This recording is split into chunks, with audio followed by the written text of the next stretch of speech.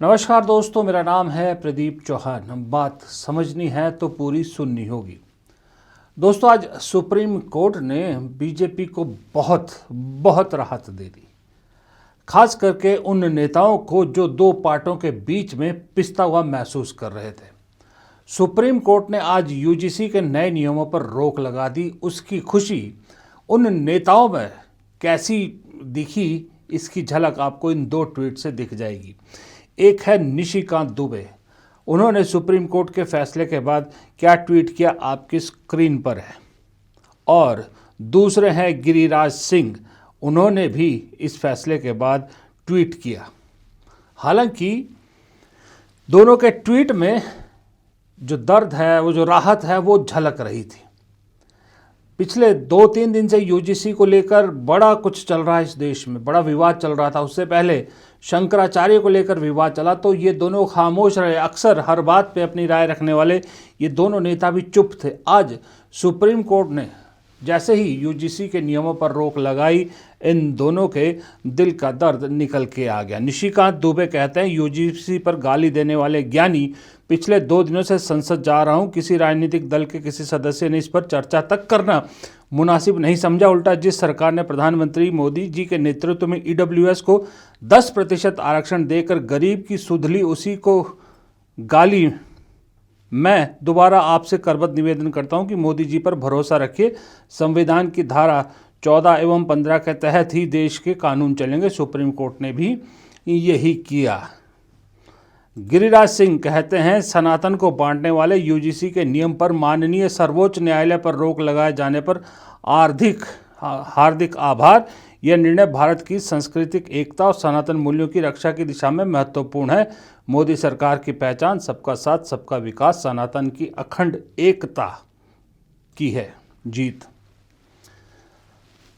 दोनों ने एक चीज पे जोर दिया, सनातन की एकता। अब आप सोचिए, जो बीजेपी 12 साल से यूं बंद मुट्ठी दिख रही थी, बंद मुट्ठी। बीजेपी का उदाहरण मैंने खुद कई बार दिया बीजेपी का उदाहरण कि क्या डिसिप्लिन पार्टी है, अंदर की कोई चीज़ बाहर नहीं आती। जो एक बार सुप्रीम लीडर ने कह दिया वो सर्वमान्य है। लेकिन अंदर ही अंदर मैं भी जानता था, आप भी जानते थे कि अंदर ही अंदर कहीं कोई चिंगारी है दबी हुई बीजेपी में। जिस दिन उसे थोड़ी सी हवा मिलेगी, वो चिंगारी शोला बन जाएगी।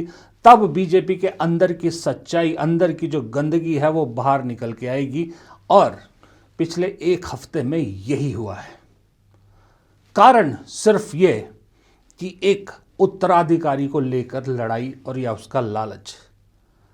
एक गुट जो दिल्ली में बैठा है, वो किसी भी हाल में मोदी के उत्तराधिकारी के तौर पे अमित शाह को स्थापित करना चाहता है, इस देश को संदेश देना चाहता है। इसलिए अमित शाह की पसंद के लोगों को नियुक्त भी किया जा रहा है, प्रदेश अध्यक्ष हो या और जगहों पर। और एक लखनऊ में है गुट, जो लखनऊ गुट जो पावर सेंटर है उसको सपोर्ट करा। वो किसी भी हाल में एक हार्डकोर नेता की जगह उससे भी ज़्यादा हार्डकोर हिंदू चेहरे वाले नेता को देश की कमान सौंपने पर तुला हुआ है। अब ये दो लालचों की दो पार्टियों के बीच में पिसा कौन? पिसे वो लोग जिन्होंने हिंदू और हिंदुत्व और हिंदू राष्ट्र के नाम पर बीजेपी का साथ दिया, जो बीजेपी के साथ खड़े थे। अब रास्ते का रोड़ा हटाना था तो पहले चाल दिल्ली लॉबी ने चली, यानी दिल्ली में बैठी गुजरात लॉबी ने पहले चाल चली और शंकराचार्य वर्सेस योगी आदित्यनाथ विवाद खड़ा हुआ। दिल्ली लॉबी अगर चाहती तो उस विवाद को उसी दिन समाप्त कर सकती थी, लेकिन दिल्ली लॉबी ने यानी गुजरात लॉबी ने शांति का रास्ता अपनाया, चुप रहे। यूं मान लीजिए मुंह पर जिप लगा दी। एक बयान किसी बीजेपी के नेता का दिल्ली से, ये गिरिराज सिंह, निशिकांत दुबे छोड़िए, इनसे भी छोटे किसी नेता ने एक शब्द उस पर नहीं कहा। चुपचाप रहे और चुपचाप तमाशा देखते रहे कि शंकराचार्य और योगी आदित्यनाथ की इस लड़ाई में कैसे भगवा बनाम भगवा का रूप ले लिया, कैसे सनातन बनाम सनातन हो गया और संत समाज दो भागों में बंट गया। उसका एक बहुत बड़ा कारण था।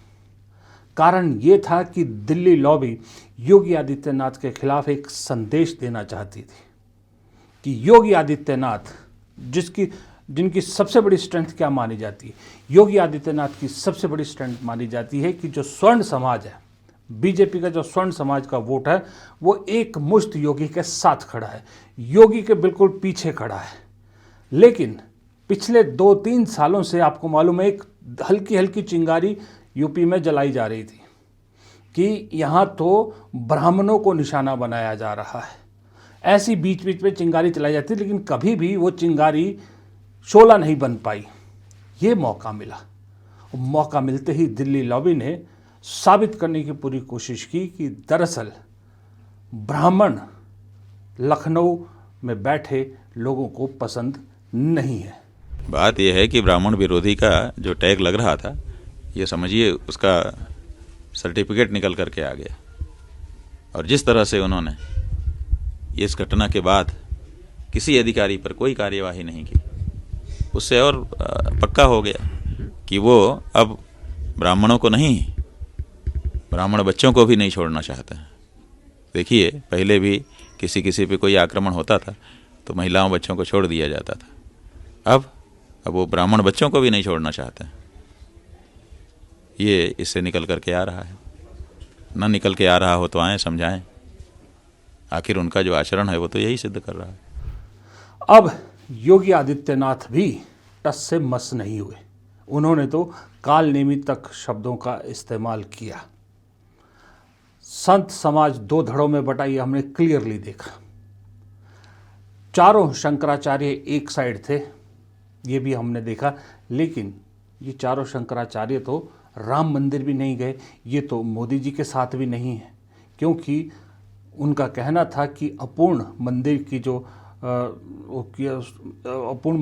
प्राण प्रतिष्ठा की जा रही वो गलत है। आज तक चारों शंकराचार्य में से कोई राम मंदिर नहीं गया। तो बाकी संत समाज में योगी आदित्यनाथ अपने लिए एक क्या कहते हैं, समर्थन कह लीजिए आप, या यूं कह लीजिए कि अपनी एक लॉबी दिखाने में कामयाब हो गए। पूरे देश को दिखा दिया कि कौन सा संत समाज योगी आदित्यनाथ के साथ खड़ा है। यहाँ ये आपको याद रखना होगा, जब राम मंदिर की प्राण प्रतिष्ठा हुई थी, उस वक्त जो विवाद उपजा था, जिसको लेकर शंकराचार्य भी नहीं गए, तब कोई भी ऐसा बड़ा संत समाज का ज्ञानी या कोई इस तरह के संत समाज के बड़े लोग नहीं थे जो मोदी जी के साथ खड़े हुए हों, जैसे इस वक्त योगी आदित्यनाथ के साथ कुछ लोग खड़े हुए। ये फर्क दिखा। अब बारी थी लखनऊ की। लखनऊ ने पलटवार किया, यानी योगी आदित्यनाथ ने पलटवार किया और मौका मिल गया। जैसे दिल्ली को शंकराचार्य वाले मामले में मौका मिला, वैसे ही लखनऊ वालों को मौका मिल गया यूजीसी के नए नियमों का। अब योगी आदित्यनाथ को भी लगा कि उत्तर प्रदेश के जरिए, शंकराचार्य के जरिए एक मैसेज दिया जा रहा है कि योगी आदित्यनाथ तो दरअसल पहनते भगवा हैं, लेकिन अंदर से ठाकुरों के साथ, राजपूतों के साथ हैं, ये ब्राह्मणों के खिलाफ हैं। और योगी आदित्यनाथ के कोर सपोर्टर्स में बांटने की कोशिश की, उन्हें डिवाइड करने की कोशिश की। यही चीज़ योगी आदित्यनाथ ने उल्टा दांव दिल्ली वालों पे चल दिया। और इस जो यूजीसी विवाद है, इसको लेकर कहा जाता है जितने बड़े बड़े प्रदर्शन हो रहे थे, कहीं ना कहीं लखनऊ का सपोर्ट इनको था। वरना आप सोचिए, उत्तर प्रदेश जैसी जगह पर मोदी तेरी कब्र खुदेगी, यूजीसी की छाती पर इस तरह के नारे तक लगे। मोदी अमित शाह के पुतलों को जलाया गया, उसके बावजूद एक भी एफआईआर नहीं हुई। और प्रदर्शन भी सबसे बड़े लेवल पर उत्तर प्रदेश से ही देखने को मिले। यही चीजें अगर कहीं किसी और जगह हुई होती तो अब तक कितने लोगों पे एफआईआर हो गए होते, कितने लोग जेल में ठूस दिए गए होते। जेएनयू में भी कुछ ऐसे ही हुआ था ना, कुछ ऐसे ही नारे लगे थे। वो इंसिडेंट्स तो कोई नहीं भूला। लेकिन यहाँ पर कोई कार्रवाई नहीं हो रही। और इन सब को बीच में अमित शाह ने गुजरात में बयान दिया कि सनातन की बेइज्जती जो करेगा वो सत्ता में नहीं लौट सकता, कुछ इस तरह का बयान दिया। तो उस इशारों में था वो, उसी का जवाब इशारों में योगी आदित्यनाथ ने यूजीसी को लेकर दिया। हम उन कारणों को ढूंढें जो समाज को बांटने वाले हैं। ये जाति के नाम पर, क्षेत्र के नाम पर, भाषा के नाम पर ये विभाजन, ये नए जिन्ना को पैदा करने की साजिश का हिस्सा है। हमें याद करना होगा, अब भारत के अंदर फिर से कोई नया जिन्ना पैदा ना होने पाए, और वो जिन्ना अगर पैदा होने का साहस करता है तो हमें उससे पहले कि वो भारत की अखंडता को चुनौती दे, उसको पहले ही दफन करके रख देना होगा। अब ये दिल्ली बनाम लखनऊ की लड़ाई में बीच में पीस वो रहे थे जो ये अब अपना दर्द साझा कर रहे हैं, गिरिराज सिंह, निशिकांत दुबे जैसे बहुत से बीजेपी के नेता, क्योंकि ये मानते थे, ये दरअसल मानते थे क्या, ये मान चुके हैं, अभी भी शायद ये मान हैं कि जब तक हिंदुत्व, हिंदू बनाम मुसलमान चल रहा है, हिंदू राष्ट्र चल रहा है, तब तक बीजेपी को इस देश की सत्ता से कोई नहीं हटा सकता, और ये लोग भी यूं ही जीतते रहेंगे। लेकिन जब इन्होंने देखा कि ये तो हिंदू समाज ही बट रहा है, पहले सनातन समाज बटा, सनातन समाज बटने की जो खाई थी वो छोटी थी, ये तो पूरा हिंदू समाज ही बटने लगा, यानी कि अपर कास्ट एक तरफ, ओबीसी दलित एक तरफ होने लगे। ये बीजेपी के लिए सबसे घातक कदम ये हुआ है, और इस सब विवाद ने बीजेपी को नंगा करके रख दिया, बीजेपी की सच्चाई खोल के रख दी कि जो बाहर से सुंदर दिखता है ना, ज़रूरी नहीं कि अंदर भी उतना ही सुंदर हो, या जो बाहर से शांत दिखता है ज़रूरी नहीं अंदर भी इतनी ही शांति हो। अंदर कितना गुबार एक दूसरे के खिलाफ है, कितना सत्ता का लालच है, कितना कुर्सी का लालच है, ये सच्चाई न सिर्फ हम जैसे लोगों के सामने खुल के आई, बल्कि जो बीजेपी के अंधभक्त, जो अपने आप को हिंदू राष्ट्र के कर्ता धर्ता कर्मठ कार्यकर्ता मानते थे, उनके सामने भी खुल गई। और खुली नहीं, इस कदर खुली कि मोदी शाह के खिलाफ ऐसे ऐसे नारे लगने लगे जो शायद सोचे भी नहीं होंगे बीजेपी ने, और ये गंदगी बिल्कुल खुल के सामने आ गई। पूरी बीजेपी नंगी होकर रह गई कि दरअसल ये ना हिंदुओं की है, ना ये मुसलमानों की है, ना ये संत समाज की है, ना ये अपर कास्ट की है, ना ये ओबीसी की है, ना दलितों की, ये किसी की नहीं है। ये पार्टी सिर्फ और सिर्फ वोट की है और सत्ता की है। अपने आप को ओबीसी कहने वाले प्रधानमंत्री जब स्वर्ण समाज से ये सब विरोध देख रहे होंगे, सुन रहे होंगे, तो समझ सकते हैं हम लोग कि मोदी जी के दिल पर क्या गुजर रही होगी। और ठीक जब योगी जी को संत समाज से विरोध करना पड़ रहा था, तब उन्हीं मोदी शाह की जोड़ी को दिल में शांति पड़ रही होगी। लेकिन 4 दिन के बाद मामला पलट गया। अब तकलीफ दिल्ली हो रही थी और शांति मन को लखनऊ वालों को मिल रही थी। ये पूरी कहानी खुल के आ गई। इसमें सबसे बढ़िया क्या हुआ, हींग लगे ना फिटकरी, रंग चोखा ही चोखा जिसको कहते हैं ना, ये अपोजिशन के लिए हुआ। देखिए, ये तो हम और आप अच्छी तरह से जानते हैं, चाहे राहुल गांधी हो, चाहे अखिलेश यादव हो, या कोई और हो, जोर लगा लेते, पूरा कुछ भी कर लेते। ये आवरण हटाना आसान नहीं हो रहा था कि हिंदुओं को क्या घुट्टी चटाई जा रही है, उनकी आंख में पड़ी पट्टी हटाना आसान नहीं हो रहा था।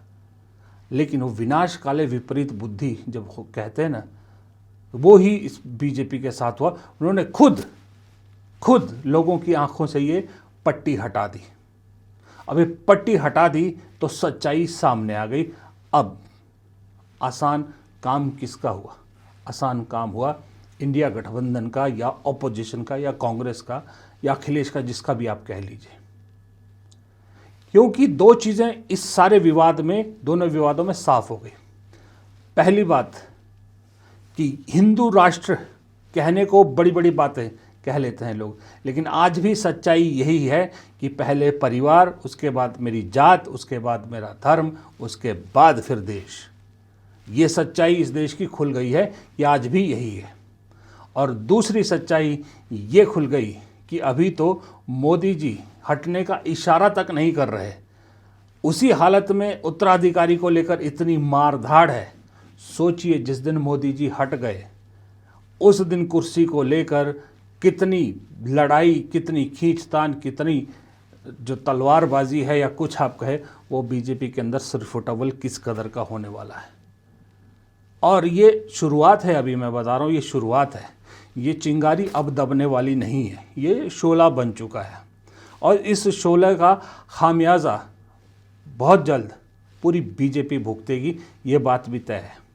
क्योंकि अगर अमित शाह ये कह रहे हैं कि सनातन धर्म को जो बेइज्जत करके कोई सत्ता में लौट नहीं सकता, और योगी आदित्यनाथ जिन्ना कह रहे हैं, जाति के नाम पे बांटने वालों को नए दौर का जिन्ना कह रहे हैं, तो इससे ज़्यादा कड़वाहट और क्या देखने को मिलेगी। और राहत के लिए सुप्रीम कोर्ट का सहारा लेना पड़ जाए बीच में लोगों को, तो आप वहाँ से अंदाज़ा लगा सकते हैं कि देखने में जो अच्छा लग रहा है ना, उस बुलबुले में एक छेद दिख गया है, और उस छेद से अंदर की सड़ांध बाहर आने लगी है। बहुत जल्द ये बाहर से तंदुरुस्त दिखने वाला गेरुए रंग का फ्रूट है ना, अंदर से सड़ा हुआ निकलेगा, ये इस पूरे देश को दिख जाएगा। ये शुरुआत हो चुकी है। फिलहाल करना क्या है? करना राहुल गांधी को, अखिलेश यादव को, ममता बनर्जी को, जो भी हैं, करना उनको यही है कि अभी ये मौका है। इस मौके पे जैसे शांति बनाए रखी ना, चुपचाप रहे, बस इसी तरह से आपस में एकता बनाए रखनी है। कोई मौका बीजेपी को हेडलाइन मैनेज करने का नहीं देना है। संसद का सत्र चल रहा है, इस वक्त मुद्दों पे टिके रहिए। कोई ऐसी बात किसी पार्टी नेता से ये नहीं होनी चाहिए कि बीजेपी को हेडलाइन डाइवर्ट करने का मौका मिल जाए, और बटी हुई मीडिया, बटा हुआ बीजेपी, बटी हुआ संत समाज, ये सब उसके पीछे छुपाने का मौका मिल जाए। ये मौका नहीं मिलना चाहिए। इस चीज़ का ध्यान रखना होगा, खास करके राहुल गांधी को, कांग्रेस को खास करके इस चीज़ का ध्यान रखना होगा। अभी अगर इस मौके पे शांति के ज़रिए इस मौके को भुना लिया ना, तो आगे बीजेपी ऐसे मौके देते रहेगी। बस उस मौके पे चौका लगाना आना चाहिए। फिलहाल इस वीडियो में इतना ही। वीडियो पसंद आए तो हाथ जोड़ के विनती है, लाइक ज़रूर कीजिएगा। आपके लाइक करने से हमारे वीडियो की रीच बढ़ती है। एक लाइक का बटन, एक सब्सक्राइब का बटन, बहुत छोटा सा काम है, ये दोनों दबा दिया कीजिए। और आपकी राय जानना भी उतना ही इम्पोर्टेंट है, इसलिए कमेंट बॉक्स में अपनी राय ज़रूर दीजिएगा। बाकी आपकी इच्छा है, सुपर थैंक्स और जॉइन बटन के ज़रिए हमारे परिवार का सदस्य बन सकते हैं, हमारी मदद भी आप कर सकते हैं। नमस्कार।